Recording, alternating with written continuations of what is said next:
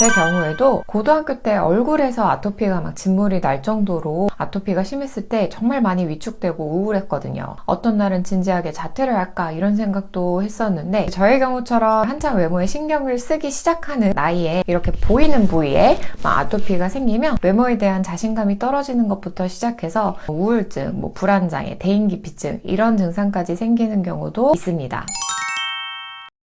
안녕하세요. 아토피를 이겨낸 한의사 이문교 원장입니다. 날씨가 많이 풀렸습니다. 3월 새학기가 되면서 이제 등교하는 학생들을 보다 보니 문득 제가 아토피 때문에 학교 가기 싫어하고 이제 자퇴를 할까도 고민했던 그런 시기가 떠올랐습니다.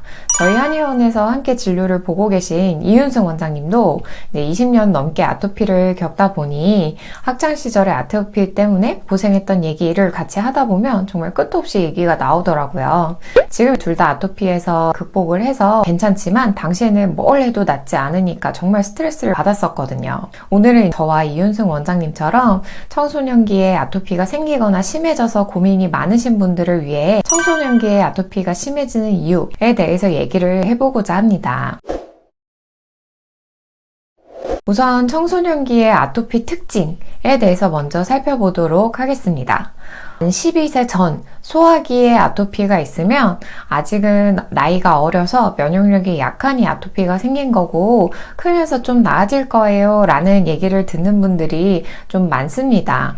실제로 아이들이 성장함에 따라서 면역계 또한 성숙하면서 아토피 증상이 호전이 되는 경우도 종종 있습니다.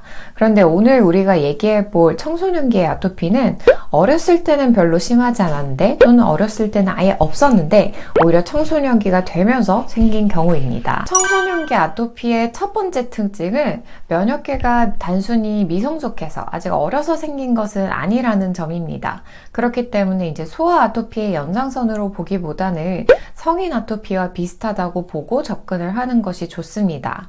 청소년기 아토피의 두 번째 특징은 주로 얼굴이나 목처럼 겉으로 드러나는 부위에 증상이 두드러진다는 점입니다.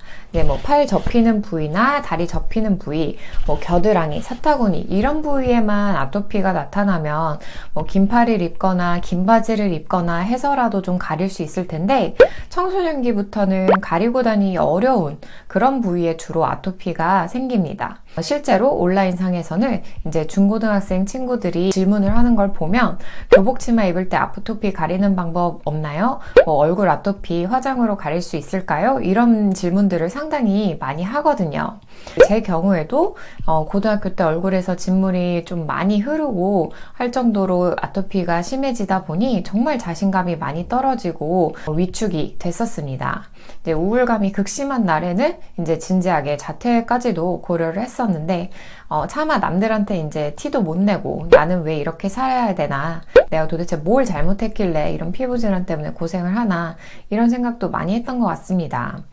저의 경우처럼 한창 외모에 신경을 쓰기 시작하는 나이에 이렇게 보이는 부위에 아토피가 생기면 심리적으로 위축되는 학생들이 정말 많습니다. 외모에 대한 자신감이 떨어지는 것부터 시작해서 우울증, 불안장애, 대인기피증 이런 증상까지 생기는 경우도 있습니다. 세 번째 특징은 방금 말한 제 경우처럼 어렸을 때보다 중증도가 악화된다. 즉 아토피가 굉장히 심한 양상으로 나타난다는 점입니다. 소아 아토피 경우에는 주로 음식, 계절, 주변 환경 등 특정 조건에 의해서 가려움증이 좀 심해지지만 평상시에는 피부에 오돌토돌한 발진이나 건조한 증상, 긁은 상처가 약간 보이는 정도에서 그치기도 합니다.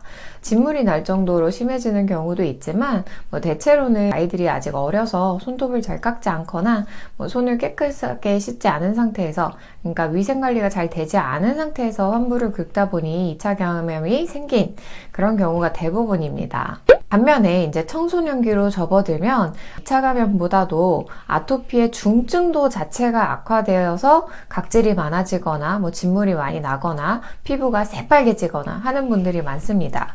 이 때문에 본격적으로 수면에 방해가 되기도 시작하고 이제 피부의 태선화 증상이나 색소 침착 이런 피부 변화가 더 두드러지기도 합니다. 그래서 부모님들은 다들 아토피 때문에 아이가 잠을 자지 못하니 성장에 방해가 되는 건 아닐까, 키 키가 안 크는 건 아닐까, 학업에 뭐 영향이 가지는 않을까, 정신적으로 많이 힘들지는 않을까 고민을 많이 하시고요.